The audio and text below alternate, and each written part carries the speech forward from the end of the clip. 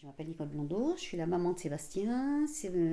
Pour se présenter, Sébastien il a eu un accident il y a maintenant 12 ans.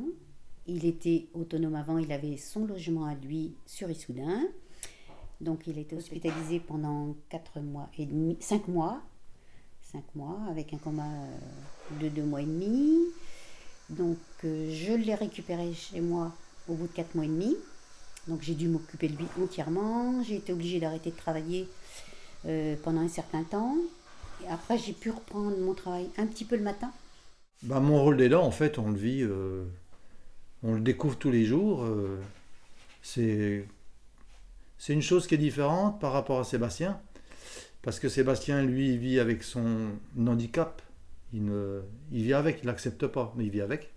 En tant qu'aidant, c'est une autre vie, c'est plus la vie d'avant.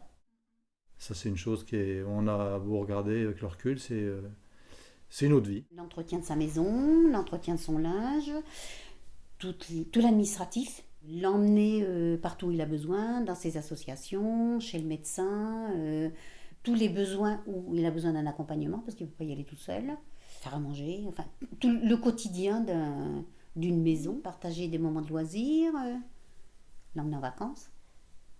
Mon ressenti, c'est déjà que c'est important qu'ils soient là parce que, du moins, je suis en sécurité avec eux, avec mes parents à la maison. Mais moi, je pense que n'importe quelle personne en fait, qui est aidante donne sa vie entière en fait, pour aider la personne, surtout quand ils sont comme mes parents qui vivent chez la personne qu'ils aident. Donc, le répit est très important. C'est comme une expression que j'aime bien, c'est le repos est un sport essentiel.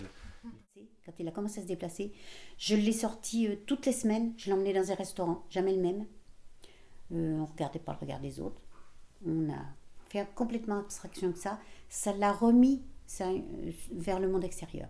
Elle a fait beaucoup de choses au départ pour m'aider à réapprendre à vivre au jour le jour. Au début, quand je suis sorti de l'hôpital, j'étais incapable de faire tout ce que je fais aujourd'hui. Hein. C'est un adulte, c'est pas un enfant, et j'ai cette tendance à le ramener à l'enfant. Et les gens me le disent, que je le materne beaucoup trop, je l'empêche d'avancer. J'ai mis beaucoup de temps, mais ça y est, j'ai compris ça, mais ça reste encore compliqué. Il faut réussir justement à trouver de la communication pour réussir à endiguer, on va dire, tout ce qui ne va pas. On nous demande toujours comment vous faites pour trouver cette énergie-là. En fait, ça se fait naturellement, quoi. Soit on s'accroche et puis on est dans le courant et puis on rame pour pas se faire emmener par le courant, pour pouvoir être maître de la manœuvre. Et puis ça se fait au fil des jours, et puis c'est surtout que ça se fait pas tout seul. Ça se fait en couple, et puis après on découvre, je veux dire, tout le côté associatif qui se greffe, je veux dire, à tout ce monde. Alors ce projet, il est important, on sort de l'isolement, complètement. Moi, l'APF, pour moi, c'est un support, c'est un gros support pour moi. Nous, on se voit pas, je veux dire, s'enliser. Et notre entourage nous dit